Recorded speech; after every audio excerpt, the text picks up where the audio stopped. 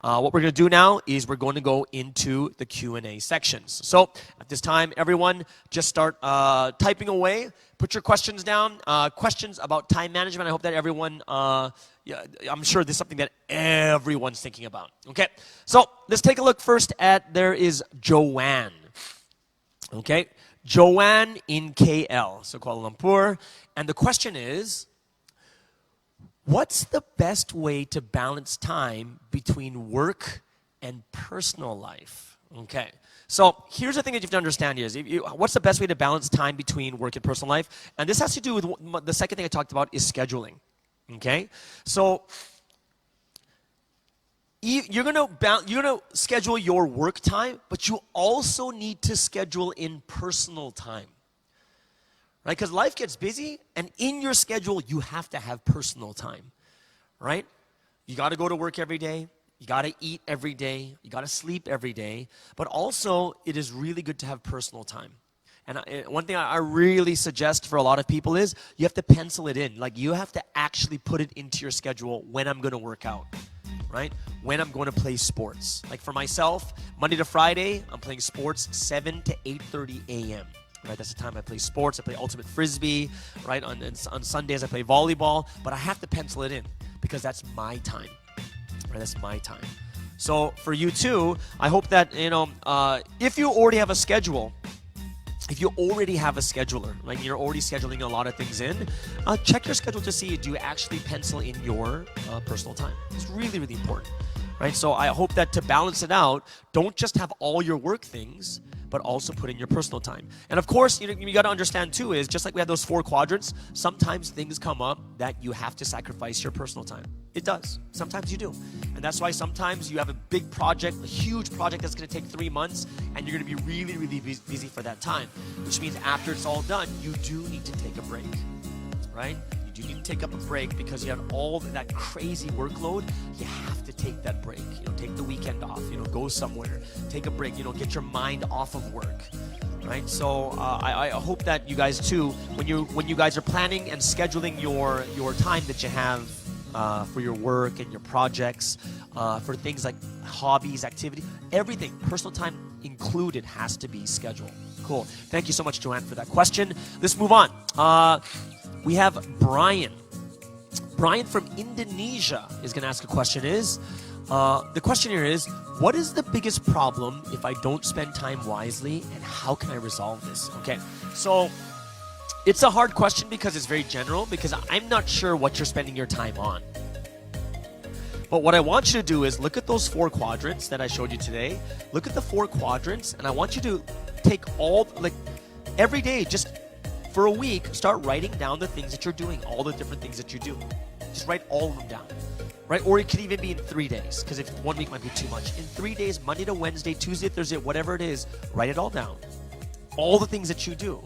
And then look at the 4 quadrants and see where you're living. Are you living in quadrant 1, where things are always deadlines? You have to get things done quickly. You have to study because the test is tomorrow. You have a project due at work this week, and it usually takes a month to do. What kind of work are you doing, right? And look at the things that you do, and what quadrant are you living in? Because even in my schedule, I do write down a time to prepare for things for next week. Right? If I have something due, I'll give you something right here. Right? This is for Monday, which is March 16th, and it says that I need to make and send out the agenda for a meeting I have that's on Wednesday.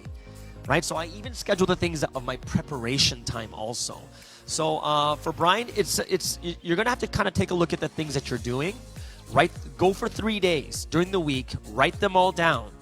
Like all the things that you do, and then start separating them into the 4 quadrants, and you'll kind of have a better idea of what is the biggest problem if you don't spend time wisely, and why you can't resolve this, right? A lot of times it's just not organized in your head.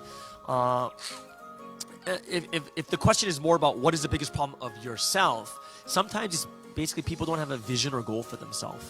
That's the last thing I talked about today is, if you don't have a vision and goal for yourself, the hard part about that is you basically have no direction, and you don't even know what's important. So it would have to, this is something that Brian, you and I would have to probably talk on the phone or talk on the video chat since you're in Indonesia, and we can just discuss about the things that you're doing and the things that you think might be a big problem. Okay. All right. Let's take a look. Who's XQ? XQ. Okay, XQ is a cool name. From PJ, and I'm assuming that's Malaysia. Somehow I work better when rushing assignments at the last minute. I can't seem to focus when there's a lot of time left. What should I do to change this bad habit of procrastination? Yeah. So one thing you have to understand is it is true.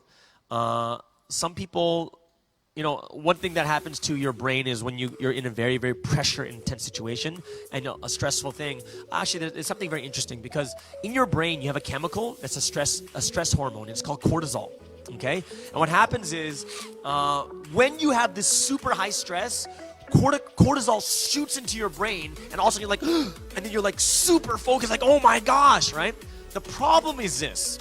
Okay, if you're always going to be living in this way, it becomes high stress and a lot of burnout, right? If you're always leaving things to the very, very end, right? What you have to do, one of the problems is you're probably made your constitution to be like that.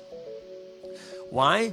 Because think about this. If you can change the constitution of your brain and start to do things earlier, and yeah, I'm going to be very, very honest with you like, there's no stress. Like, oh, I got to think about a topic. I don't know what topic I want to do, right? But you have to start kind of training your brain to go towards that way. Why? You will always do better with more preparation. You will always do better with more time.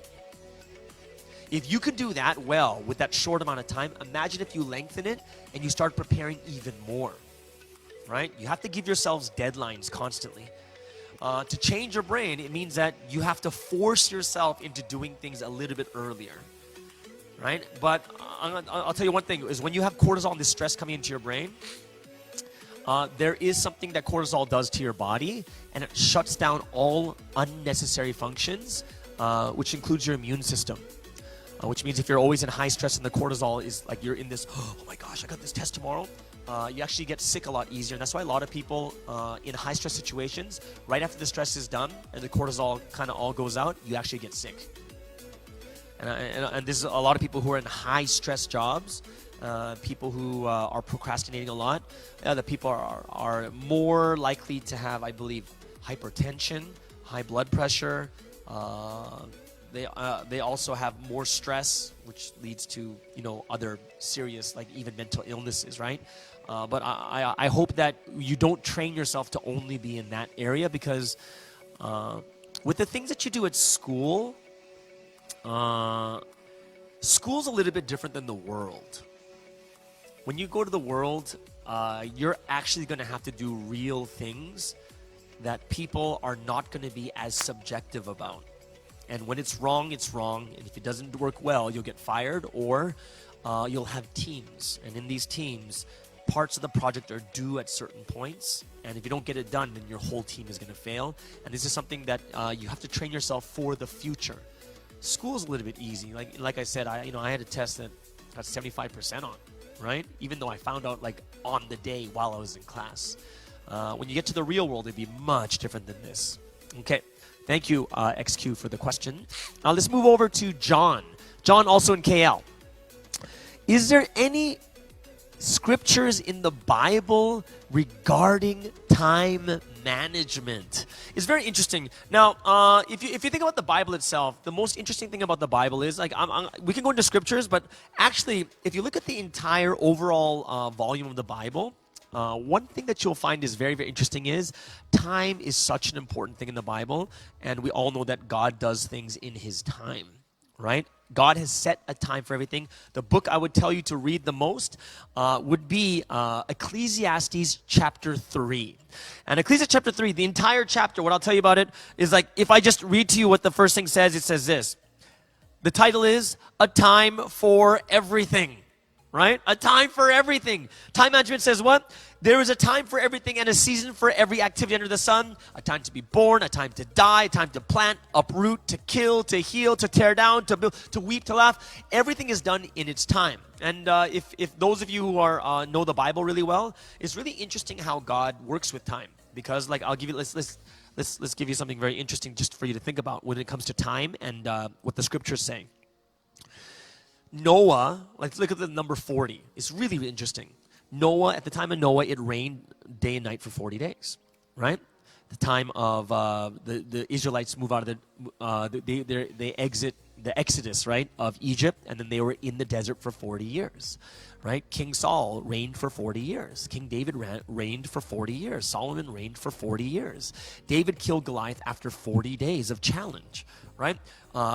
Jonah went into the city of Nineveh and preached for 40 days, right? So you see that time is something that is very, very important because things have to happen at a proper time, right? If you look at the way God creates everything in this world too, it has a time. Like even when you harvest, there's a time to harvest. There's a time to pick a fruit when it's ripe, not overripe or underripe, but when it's perfectly ripe. God is a God of time, and I hope that you guys you'll understand, John, that Ecclesiastes chapter 3, the entire chapter is about time itself. Okay, go ahead and read that multiple times. Actually, I would advise you to read all of Ecclesiastes. Okay, let's take a look at another question. We're going down to Ivan in the Philippines. All right, let's scroll this down a bit so I can see this. I can't see the question. All right, Ivan Axel in Philippines. Axel, that's cool. I'm not sure if you guys know Beverly Hills Cop with Eddie Murphy. This is a movie in the 80s, and his name was Axel F. Well, no, there's a song called Axel F., but either way. Ivan Axel in the Philippines. Is it better to have your personal time before working or after working? And the answer is going to be different for different studies. Like, for instance, it's usually good to have personal time like exercise, early in the morning, right? Like cardio and stuff like that. But then also, if you want to do weights, weight training is better in the evening. Right? But it all depends upon your schedule and your time. There's some people whose days start at 4 a.m., right? They wake up at 4. I do that myself, and then you have time to exercise, and then you go to work, and then after work you can relax, right? Because a lot of times people want to relax after work. So it's really up to you. Personal time before work or after work is really dependent upon your schedule, but the important thing is that you do have personal time. Yeah, as long as you have personal time. And like I said before, things can come up and you might miss a personal time 1 or 2 days, then that's okay. Because there's some other days you're not as busy, you might have a little bit more personal time too, right? But really plan it well, right? The worst thing you could do with your personal time is just to sit on social media for like 3 hours. It's like the most terrible thing you could do. Plan your personal time, what you want to do. Even if it's just relaxing, watching a movie at home, anything, but you got to plan it, okay? Thank you, Ivan, for that question from the Philippines. I think there's the last question today is from Chun. Chun in Kuala Lumpur, also from Malaysia. What about sleep? How many hours of sleep is needed to be effective? Okay, so it's very interesting because it really depends on your age. It depends on your age and your constitution. So there are studies that are everywhere and all over the place. There are some people, well, especially, when do you need to sleep the most is actually when you're a baby. Yeah, you gotta sleep the most when you're a baby. True, right? You're gonna sleep 12, 15, 16 hours. And then, the other 8, 5, 6 hours are sparse up and down, right? That's the time you need to sleep the most. They say it's generally good to have anywhere from 7 to 8 hours of sleep. However, there are many people who've built their constitutions. Here's the thing. There are many people who can sleep on 4 to 5 hours.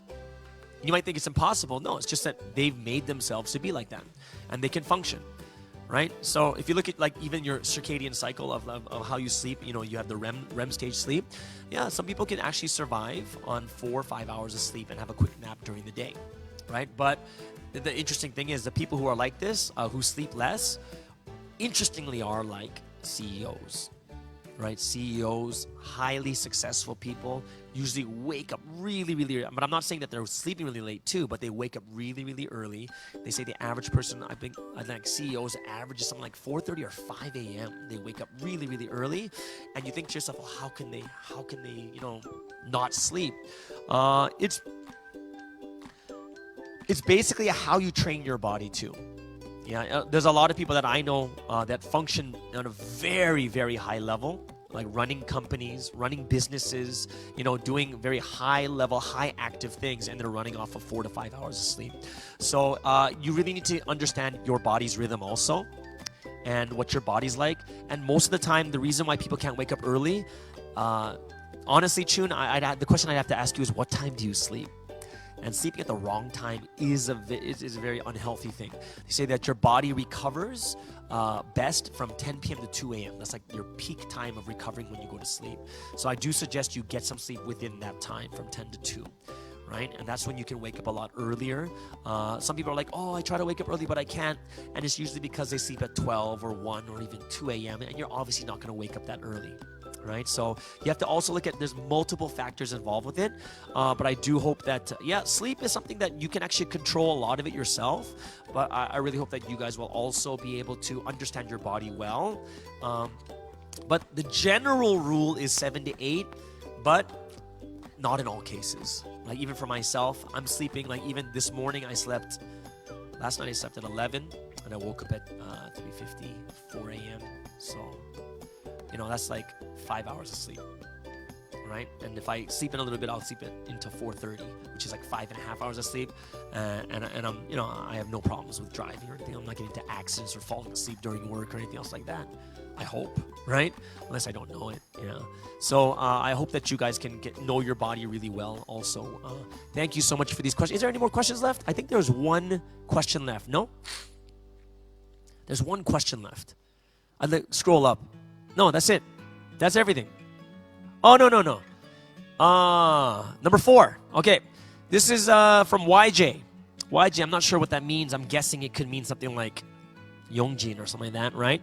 From Ipo. Okay, so YJ from Ipo. Okay, so it says, what is the most efficient way to use the 4 quadrants to make my schedule? The most efficient way is, like we said, you want to manage, so get this in your head, right? So if you pop up the 4 quadrants,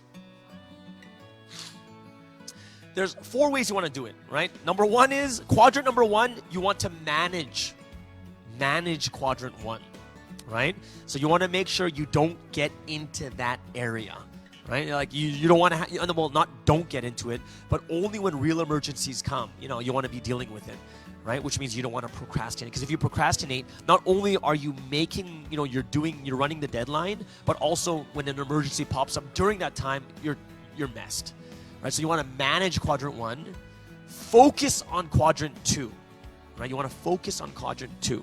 Right? Quadrant 3 is what? It's calls, emails, texts.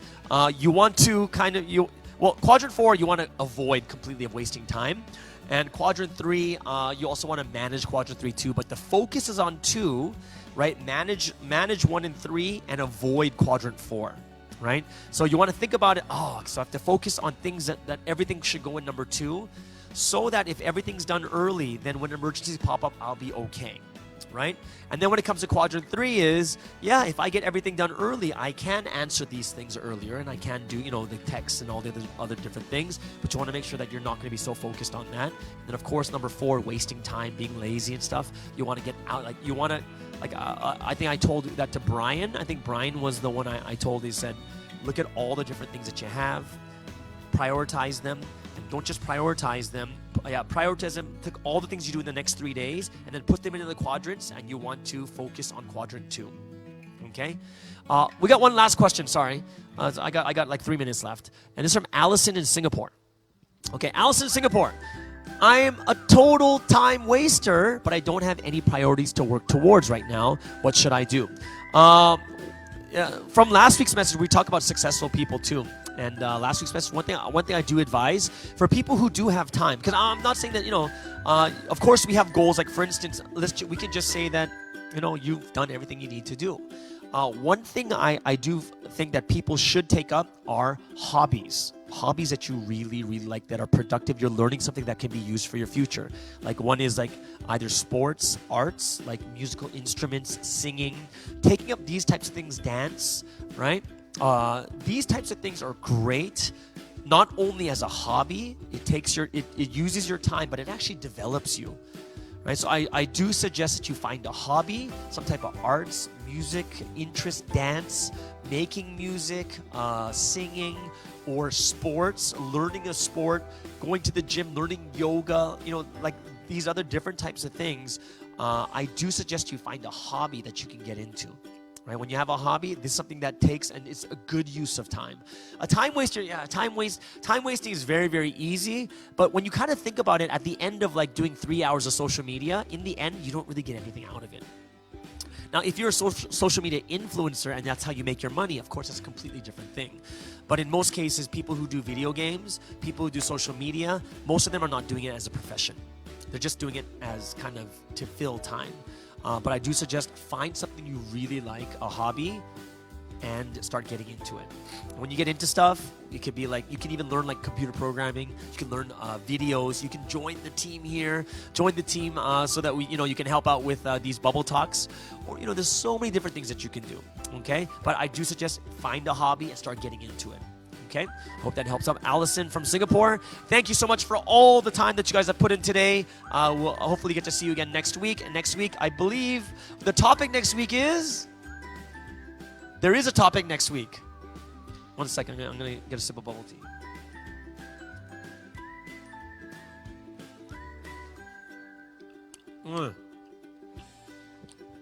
Next week topic, everyone, is understanding yourself and the people around you. All right, everyone have a wonderful day. Hope you had a wonderful bubble talk today, and we'll see you next week. See you later. Bye-bye.